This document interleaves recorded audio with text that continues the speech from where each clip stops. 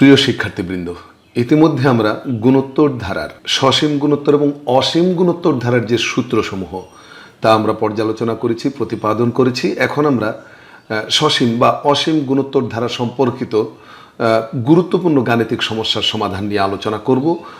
তোমাদের general math এবং higher ম্যাথের গুরুত্বপূর্ণ যে সমস্যাগুলো আছে সেই সমস্যাগুলোর সমাধান নিয়ে আলোচনা করব। আমি প্রথমে একটা কথা বলে নিই যে যত বেশি অঙ্ক তোমাকে কোনো স্যার করে দিবে ততই তোমার ব্রেন কিন্তু চিন্তা করার সুযোগ কম পেল। আর স্যার গুরুত্বপূর্ণ দু একটি অঙ্কের সমস্যা সমাধান করে দিল আর তুমি বেশি বেশি করে অঙ্ক প্র্যাকটিস করলে এটাই কিন্তু হওয়া উচিত। সুতরাং একেবারে বইয়ের টপ টু বটম সব অঙ্ক স্যারে করে দিবে আর তোমার জন্য সুবিধা হবে তা কিন্তু নয়। এই বিষয়টা একটু মাথায় রাখতে বলবো। তারপরে শুরু করি। আর অঙ্কগুলো আমরা কিভাবে করব, বিশেষ করে গুণোত্তর ধারার অঙ্কগুলো আমরা ধারাবাহিকভাবে করব। কিভাবে? যে প্রথমে আমরা এনতম পদ সম্পর্কিত এনতম পদের সূত্র ব্যবহার করে করতে হয় এনতম পদ সম্পর্কিত যে অঙ্কগুলো সেগুলি আমরা করব। তারপরে আমরা এনতম আংশিক সমষ্টি তার মানে সসীম গুণোত্তর ধারা সম্পর্কিত কিছু গাণিতিক সমস্যার সমাধান করব। তারপরে আমরা অসীম গুণোত্তর ধারা সম্পর্কিত কিছু অঙ্ক করব এবং সবশেষে বিবিধ তার মানে সব কিছু মিক্সিং করে কিছু সমস্যার সমাধান আমরা করে যাব ইনশাআল্লাহ। তো প্রথমেই আমরা এনতম পদ সম্পর্কিত যে অঙ্কটা বাছাই করব সেটা ঠিক এরকম। তোমরা দেখো, ধরো একটি ধারা এরকম 64 প্লাস 32, একদম সিম্পল একটা ধারা, প্লাস 16, বুঝতেই পারছো এরপরের পদটা কত হবে, 8 প্লাস ডট ডট ডট, এরকম একটা ধারা দিয়ে বলা হলো ধারাটির অষ্টম পদ নির্ণয় করো। এরকম করে বলা হলো যে ধারাটির অষ্টম পদ নির্ণয় করো।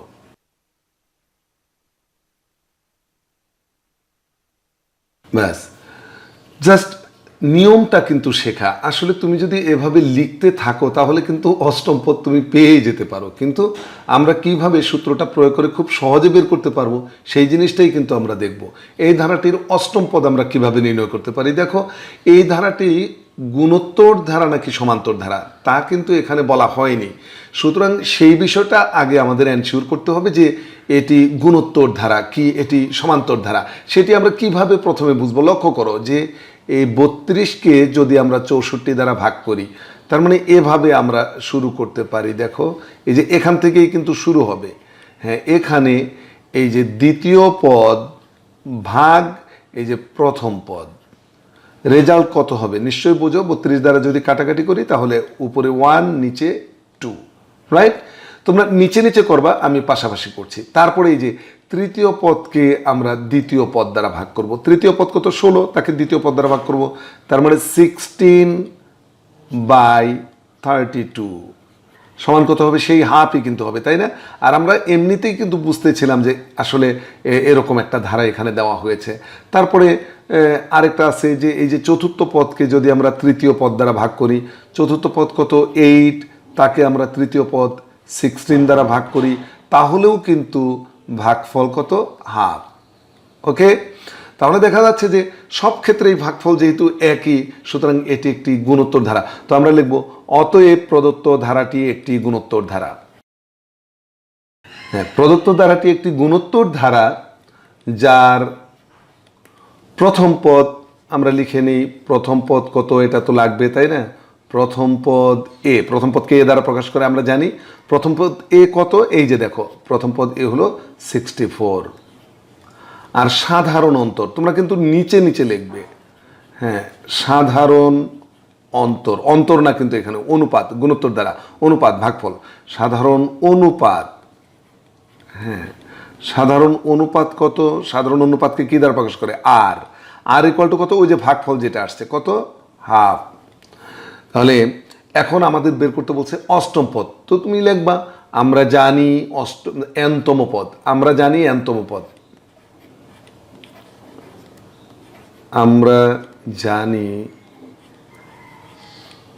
আমরা জানি এই এন তম পদ, এন তম পদ equal to a r to the power n minus one.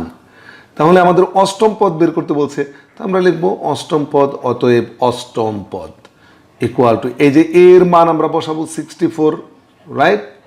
তারপরে ইনটু আর এর মান বসাবো কত, হাফ, আর এর পাওয়ার হবে কত, 8 মাইনাস ওয়ান, ওই যে এন এর মান 8। তাহলে দেখো কত আসছে, লক্ষ্য করো যে 64 আমাদের প্রথমত এটা 64 থাক, এটা রয়ে গেল, ইনটু এখানে কিন্তু হাফের পাওয়ার কত, 2 টু দি পাওয়ার 7। এখানে একটা বিষয় আছে, হ্যাঁ, আমি এখানে এখনই করে দেখাচ্ছি, সেটা হলো এই যে 64, তুমি এটাকে এভাবে উৎপাদক বিশ্লেষণ করো, কত 32, রাইট? তারপরে এটাকে আবারও করো, কত 16, তারপরে তুমি এটাকে আবারও 2 দ্বারা করো 8, তারপরে আবারও 2 দ্বারা করো 4, তারপরে আবারও 2 দ্বারা করো কত 2। তাহলে আমরা বলতে পারি যে 64 ইকুয়াল টু 2 কয়টা হয়েছে দেখো তো, 1 2 3 4 5 6, তার 2 টু দি পাওয়ার 6। 64কে লিখতে পারছি আমি 2 টু দি পাওয়ার 6 গুণন, দেখো 1 এর পাওয়ার 7 তো 1 এর পাওয়ার যতই দাও তার মান 1, আর 2 এর পাওয়ার হবে 7, এই যে 2 এর পাওয়ারও কিন্তু 7, দেখো। তাহলে লক্ষ্য করো এই যে 2 টু দি পাওয়ার 6 ভাগ 2 টু দি পাওয়ার 7, তাই তো? তাহলে 2 টু দি পাওয়ার কত থাকে দেখো তো, 6 মাইনাস 7, তার মানে কি মাইনাস 1, তার মানে রেজাল্ট কিন্তু half, 2 two the power minus 1 মানে হলো হাফ। এটাই আমাদের আসলে অষ্টম পদ। তুমি কিন্তু লিখে নিতে পারো আলাদা লাইনে যে অতএব ধারাটির অষ্টম পদ হাফ, এভাবে কিন্তু তুমি লিখে নিতে পারো। বাস, আমাদের কিন্তু একটি অঙ্ক খুব সফলভাবে আমরা শেষ করলাম। এনতম পদ সম্পর্কিত এবার যে অঙ্কটা নিব এটা আরও বেশি গুরুত্বপূর্ণ। ধারাটা লিখে নেই, দেখো 1/√2 মাইনাস 1 প্লাস √2, তারপর ডট ডট দিয়ে দিই, এরকম একটা ধারা দিয়ে বলা হলো ধারাটির কোন পদ, 8√2। ধারাটির কোন পদ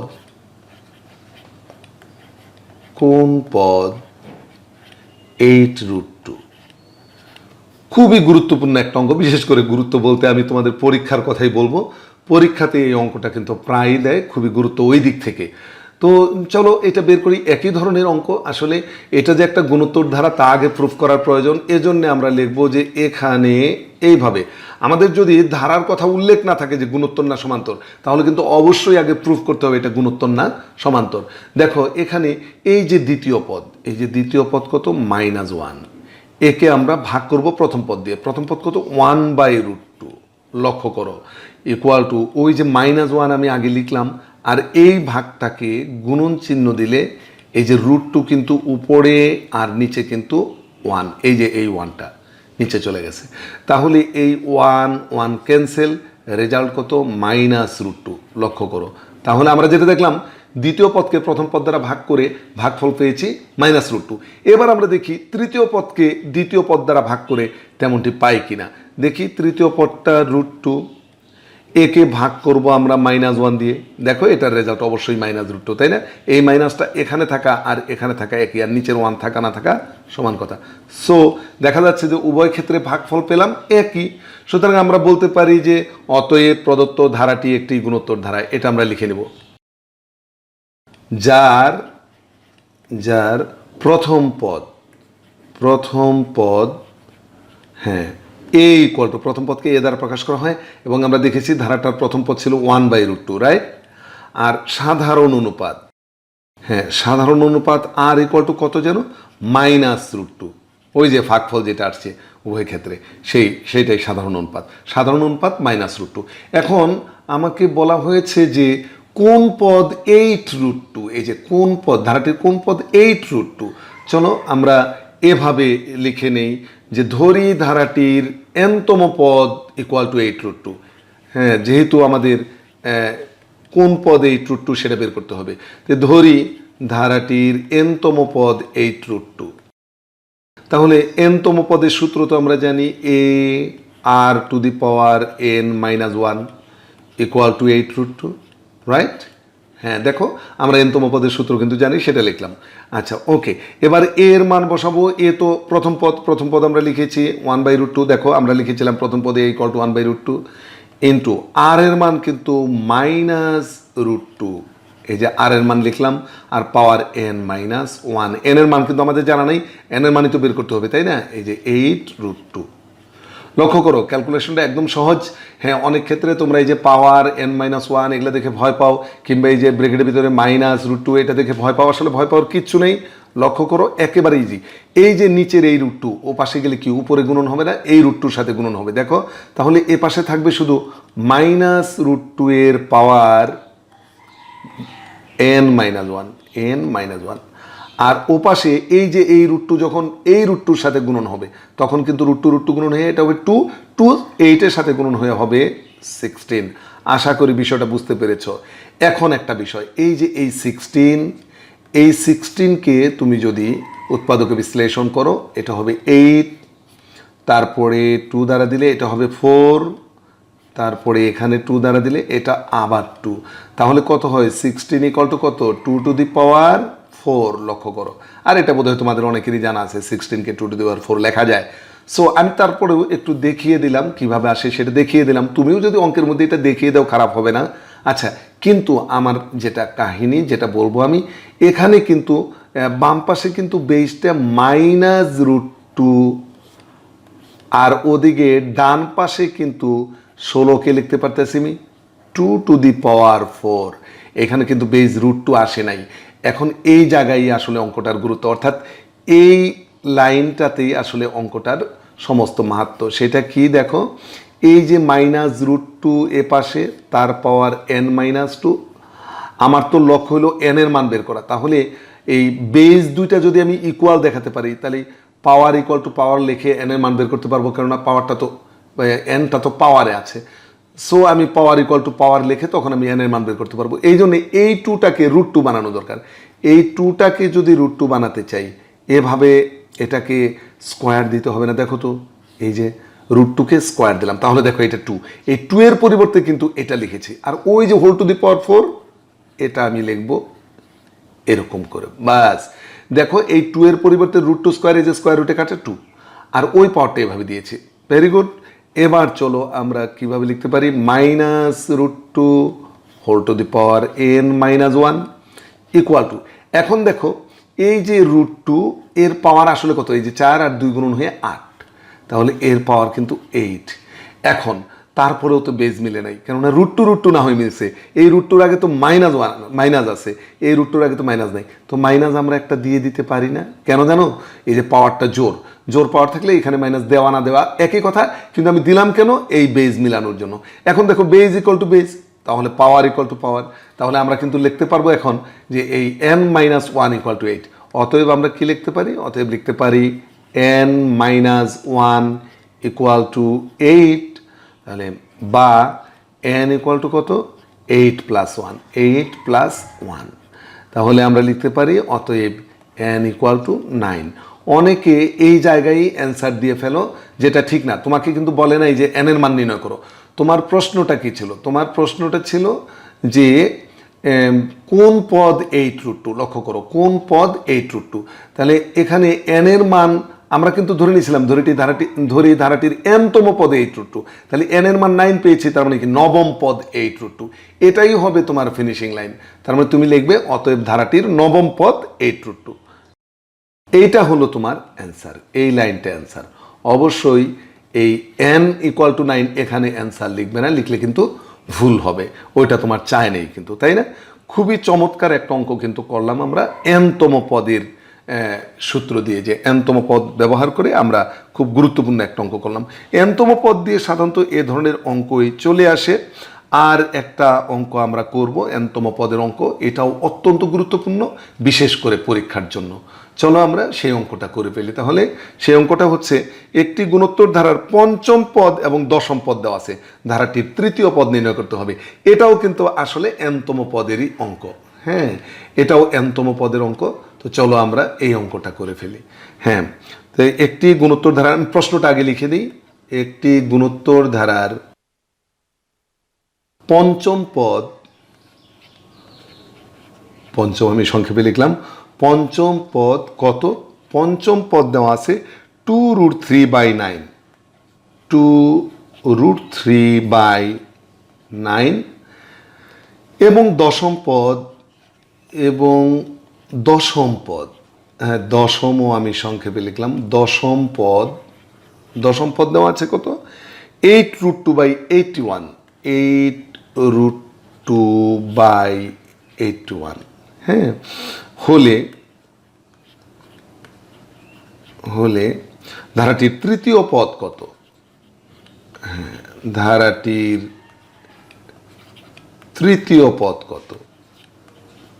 তৃতীয় পদ নির্ণয় করো দিলাম, কত না দিয়ে, নির্ণয় করো, নির্ণয় করো, ব্যাস প্রশ্নটা আমরা লিখে নিলাম। দেখো ধারাটি পঞ্চম পদ আর দশম পদ দেওয়া আছে, তৃতীয় পদ নির্ণয় করতে বলা হয়েছে। তো এটা তো বলেই দিছে গুণোত্তর ধারা, আর ধারাটা তো উল্লেখ নাই। সুতরাং আমরা যেটা করতে পারি, এনতম পদ লিখে সেখান থেকে পঞ্চম পদের সূত্রটা লিখবো, লিখে এই পঞ্চম পদ ইকুয়াল টু এত লিখবো, আর দশম পদের সূত্রটা লিখবো, দশম পদ লিখে ইকুয়াল টু এত লিখবো। সেই দুটা ক্যালকুলেশন করেই আমরা কিন্তু তৃতীয় পদ বের করে ফেলবো, তাই না? তো এক্ষেত্রে আমরা অঙ্কটা এভাবে শুরু করতে পারি যে ধরি ধারাটির প্রথম পদটা আমরা ধরে নিতে পারি, কেননা এনতম পদ লিখতে গেলে প্রথম পদ লাগবে, তাই না? প্রথম পদ এ, সাধারণ অনুপাত আর ধরে নেব, সাধারণ অনুপাত এটাকে আমরা ধরব আর, সাধারণ অনুপাতকে আর দ্বারাই প্রকাশ করে, ইতিমধ্যে সবাই জানো। সাধারণ অনুপাত আর পদ সংখ্যাও ধরে নেই, হ্যাঁ এটাও ধরে নেই, পদ সংখ্যা ধরলাম আমি এন, রাইট? তাহলে ধারাটির প্রথম পদ এ, সাধারণ অনুপাত আর, এবং পদ সংখ্যা আমি ধরে নিছি এন, এবং পদ সংখ্যা এন। অতএব আমরা তো জানি এনতম পদ, অতএব এনতম পদ, ধারাটির এনতম পদ। তো এনতম পদের সূত্র আমরা লিখব এ r to the power n-1। এবার আমাদের দরকার কি? পঞ্চম পদ আর দশম পদ।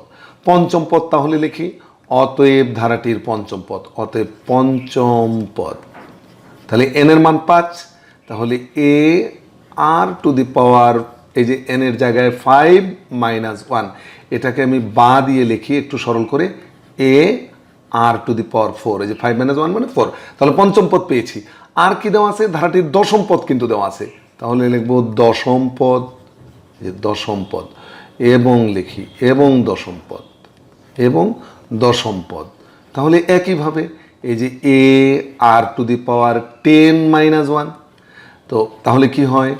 এ আর টু দি পাওয়ার 9। এখন এই পঞ্চম পদও দেওয়া আছে, দশম পদও দেওয়া আছে, তাহলে আমরা লিখব শর্ত মতে, লক্ষ্য করো, শর্ত মতে পঞ্চম পদ কত দেওয়া আছে আমাদের প্রশ্নে? 2√3/9। তাহলে এই যে পঞ্চম পদ, এইটা ইকুয়াল টু লিখবো আমি 2√3/9। তাহলে a r to the power 4 equal to 2√3/9। এটাকে আমরা একটা ইকুয়েশন নাম্বার দিয়ে রাখি। আর দশম পদ যেটা দেওয়া আছে, এটাও কিন্তু এটারও মান দেওয়া আছে, এ আর টু দি পাওয়ার 9, এইটারও মান দেওয়া আছে। দশম পদ কত দেওয়া আছে দেখে নাও, দশম পদ কত দেওয়া আছে দেখো, দশম পদ এই যে দশম পদ দেওয়া আছে 8√2/81, হ্যাঁ দশম পদ দেওয়া আছে 8√2/81। এবার এই দুইটা ইকুয়েশন সলিউশন করেই কিন্তু আমি আমাদের লক্ষ্যে পৌঁছে যাব। এই দুইটা ইকুয়েশন সলিউশন করব। দেখো এই দুইটা ইকুয়েশন যদি আমি আলাদা করে লিখে নিই, শর্ত মতে সেই যে পঞ্চম পদ কত ছিল? এ আর টু দি পাওয়ার 4, এটা ছিল পঞ্চম পদ, এবং পঞ্চম পদ কত? এই 2√3/9, এই যে 2√3/9, এটা 1 নং, তাই ছিল, তাই না? আর দশম পদ কি ছিল? এ আর টু দি পাওয়ার 9, এটা ছিল 8√2/81, রাইট? 8√2/81 এটা ছিল কিন্তু। তো এখন এইটা আমি দেব 2 নং, এবং এই দুইটা সমীকরণ সমাধান করেই কিন্তু আমরা হ্যাঁ আমাদের কাঙ্ক্ষিত লক্ষ্যে পৌঁছে যাবো। আমরা কিন্তু অঙ্কটার তৃতীয় পদ বের করবো, আলটিমেট গোল। আচ্ছা এখন লক্ষ্য করো যে 2 নং সমীকরণকে যদি 1 নং সমীকরণ দ্বারা ভাগ করি, দেখো 2 নংকে আমি ভাগ করব 1 নং দিয়ে। 2 নংকে যদি 1 নং দিয়ে ভাগ করি, 2 নংয়ের বাম পাশে আছে a r টু দি পাওয়ার 9, আর 1 নংয়ের বাম পাশে আছে a r to the power 4। এই এ কিন্তু ক্যান্সেল, তাই না? আচ্ছা আর এদিকে 2 নংয়ের ডান পাশে আছে 8√2/81, আর 1 নংয়ের ডান পাশে আছে 2√3/9, কিন্তু এটা তো ভাগের জায়গায় আমি গুণন চিহ্ন দিয়ে এটাও তাহলে উল্টে দেবো, অর্থাৎ 9 যাবে উপরে আর নিচে আসবে 2√3, রাইট? এবার দেখো এই 9 দিয়ে এই 81 ক্যান্সেল হলো 9, আর এদিকে এই যে এই 2 দিয়ে কিন্তু এই 8 কাটা যাবে, এটা হবে 4। তাহলে এখানে কি থাকলো আসলে? উপরে থাকলো 4√2, হ্যাঁ, আর নিচে কিন্তু 9√3 এটা কিন্তু থাকে। এখানে একটা মজার বিষয় আছে, দেখো এই যে r to the power 9/r to the power 4, তার মানে কি r টু দি পাওয়ার 5। আর লক্ষ্য করো এই জায়গাটাতে এই যে 4 আছে, এই 4কে লিখতে পারি √2 গুণন √2। দেখো √2 গুণন √2 মানে একটা 2 গেছে, আবারও √2 গুণন √2 গেল আরেকটা 2, এইটুকু হলো 4 এর জন্য। হ্যাঁ 4টা √2, দেখো 4টা √2 গুণ করলে এই 2টা √2 গুণন করলে একটা 2, আর এই 2টা √2 গুণন করলে আরেকটা 2, 2 গুণ 4, আর এমনিতে একটা √2 রয়ে গেছে সেইটা। এভাবে কিন্তু যদিও এত ভাঙানোর দরকার পড়ে না, তারপরেও ঠিক একইভাবে 9-এর ক্ষেত্রেও এই যে √3 গুণন √3, এই একটা 3 গেল, এরপরে আবারও আরেকটা 3 √3 গুণন √3, এই যে 2টা 3 গুণন হয়ে 9, তার মানে 9-এর পরিবর্তে 4টা √3 গুণন, আর এদিকে এই যে 9-এর সাথে আরেকটা √3 আছে সেটা। তাহলে লক্ষ্য করো তো এখানে √2 আছে কয়টা? 5টা, √3 আছে 5টা, তাহলে আমরা পাওয়ার দিতে পারি 5।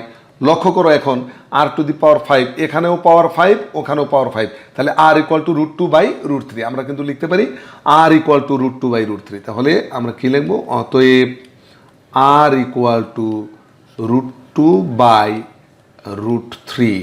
এই যে r এর মান পেয়ে গেছি, রাইট?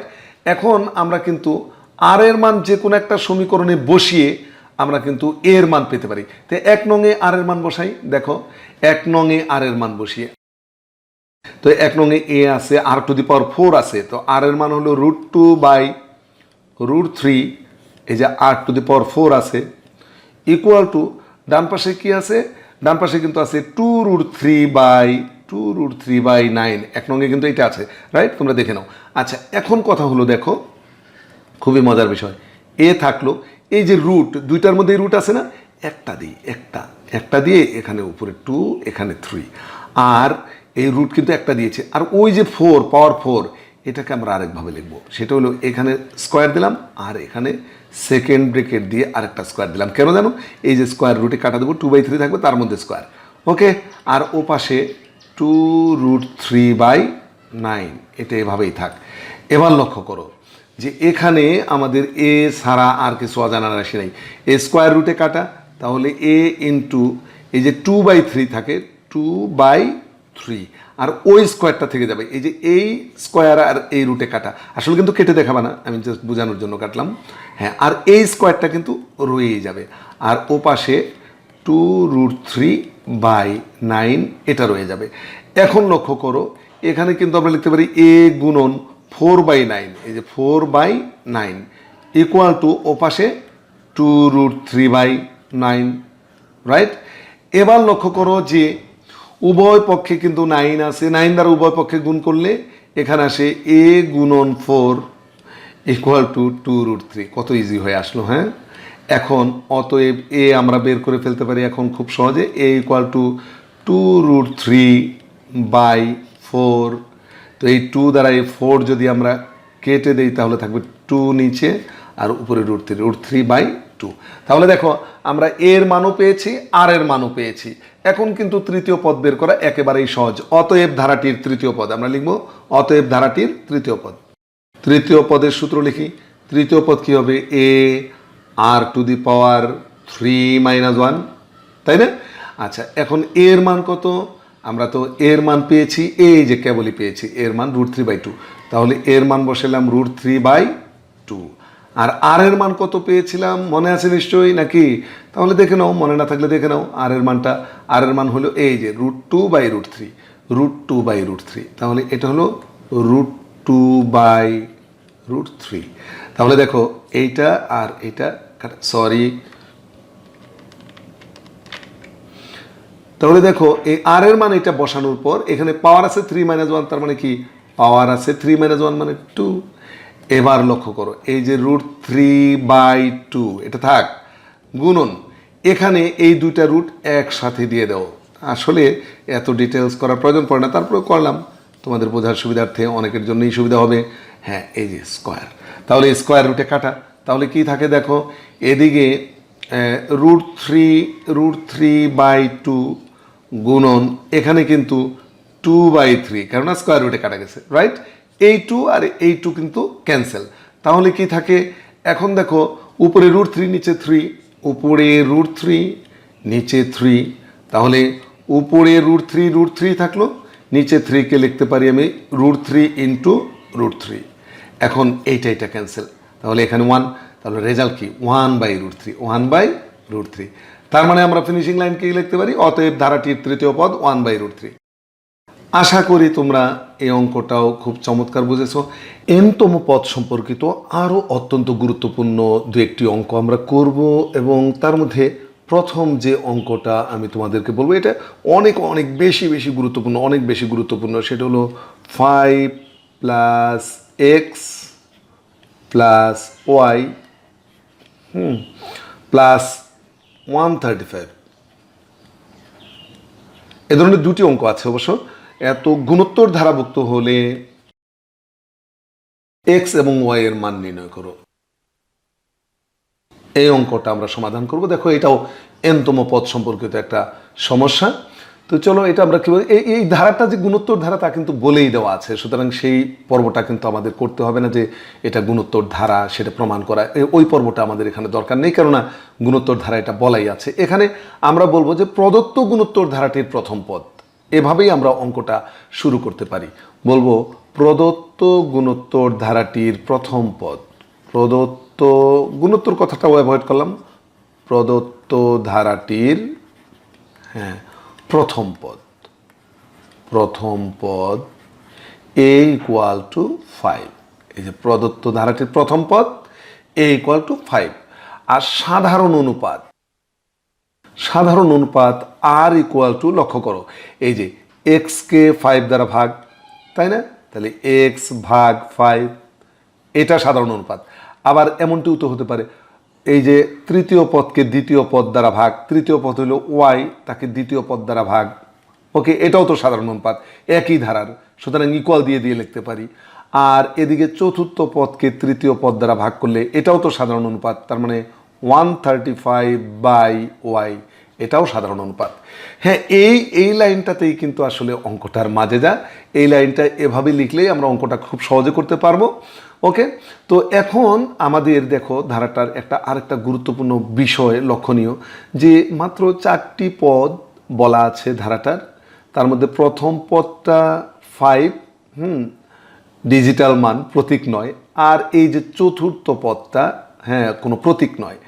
তো প্রথম পদ তো a, আর এই চতুর্থ পদটাকে আমরা ব্যবহার করব আমরা এই xy এর মান বের করার জন্য। তো চতুর্থ পদ 135, আমরা যদি nতম পদ লিখে সেখানে চতুর্থ পদ n এর মান 4 বসিয়ে চতুর্থ পদ বের করে সেটা = 135 লিখি, তাহলে সেই পদে তো এর মান বসাবো, সুতরাং আমাদের আর এর মান আসবে। আর এর মান আসলে আর এর মান এখানে বসালে দেখো এক্স এর মান খুব সহজে পাবো এইটুকু ইকুয়েশন থেকে। আর এক্স এর মান পেয়ে গেলে এই ইকুয়েশনে যদি আমি এক্স এর মান বসিয়ে দেই তাহলে ওয়াই এর মান পাবো। এই কৌশলে আমরা কিন্তু এই অঙ্কটার সমাধান করব। তো প্রথমে আমরা লিখব যে আমরা জানি nতম পদ, আমরা জানি শব্দটা অ্যাভয়েড করছি, তোমরা লিখবা nতম পদ = ARN-1। আর এটা কত নং পদ? এটা এই যে 135, এটা চতুর্থ পদ, প্রথম দ্বিতীয় তৃতীয় চতুর্থ পদ, সুতরাং লিখব যে অতএব চতুর্থ পদ,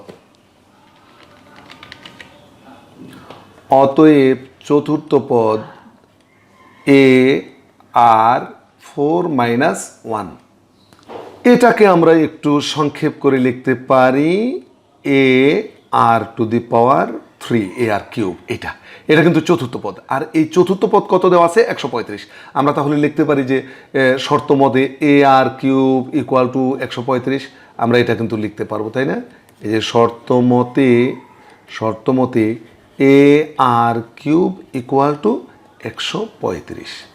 এখানে দেখো আমরা এর মান 5 আমাদের জানা আছে, তাই না? 5 r cube equal to 135, right? 5 r cube equal to 135। এখন আমরা আর কিউব বের করতে পারি, আর কিউব ইকুয়াল টু এই যে 135 বাই এই যে 5, তাহলে 5 দ্বারা কাটো, 5 দুগুণে 10, রাইট? রইল 3, 35, 5 7 35, 27। তাহলে খুবই চমৎকার একটা ডিজিট আসছে, যা নিয়ে আমরা খুব সহজে কাজ করতে পারবো। সেটা কি r cube equal to 3 cube, 3 cube মানে 27, অতএব r equal to 3, r equal to 3। দেখো আর এর মান যখন 3 আসলো তখন লক্ষ্য করো যে আমি লিখতে পারবো এই যে 3 ইকুয়াল টু x/5 বা x/5 ইকুয়াল টু 3। আমি এখানেই করে ফেলছি। দেখো এই যখনই আর এর মান চলে আসলো 3, তখনই আমি লিখবো অতএব 3, এই যে 3 আর এর জায়গায় 3 equal two x/5 equal to x/5, right? তাহলে এখান থেকে দেখো x এর মান x ইকুয়াল টু 3 5 15। আশা করি বুঝতে পেরেছ। এখন দেখো x এর মানও কিন্তু আমার জানা আছে। তাহলে এখন লক্ষ্য করো আর ইকুয়াল টু y/x, এই যে আর ইকুয়াল টু y/x, এখানে আমরা আর এর মান বসাতে পারি 3 আর y/x এর মান বসাতে পারি 15। তাহলে দেখো এই যে আর এর মান 3 বসিয়েছি আর এই যে x এর মান 15 বসিয়েছি। এখন এই 3 এর নিচে 1 আছে, তাহলে আমরা কি লিখতে পারি? দেখো y ইকুয়াল টু 3 15 45। তাহলে আমাদের বের করতে বলছে x এবং y এর মান, আমাদের কিন্তু বেরিয়ে আসছে। তো আমরা লিখতে পারি অতএব নির্ণেয়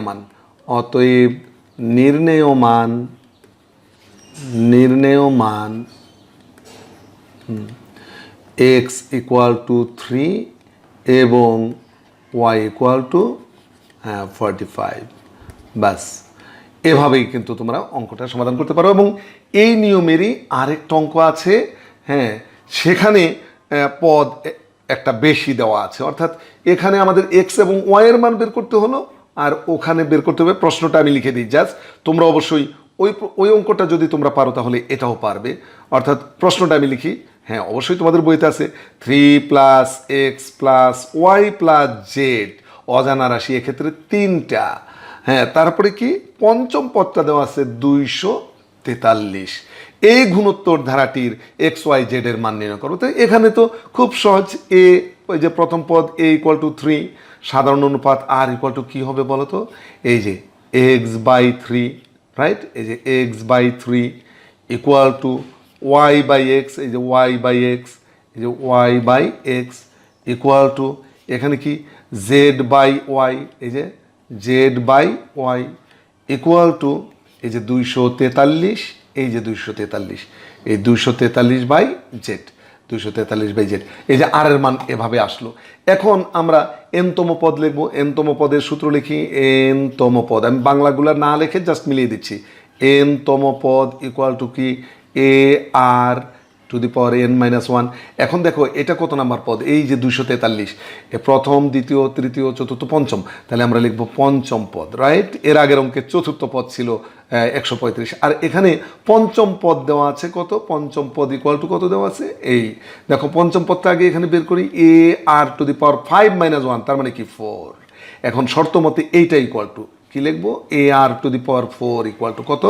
243। দেখো আগের মতোই আসছে। এখন এর মান বসাবো। এর মান কত? 3। দেখো এখানে এর মান আছে 3 into r to the power 4 equal to 243। তাহলে এখানে 3 দ্বারা ভাগ করলে r to the power 4 equal to কত? 3 দ্বারা ভাগ করো, 3 আসছে 24, 3 1। তাহলে 3 1 3 লিখলাম, r to the power 4 equal to 3 to the power 4, 3 to the power 4 সমান 41, এটা তোমরা জানো।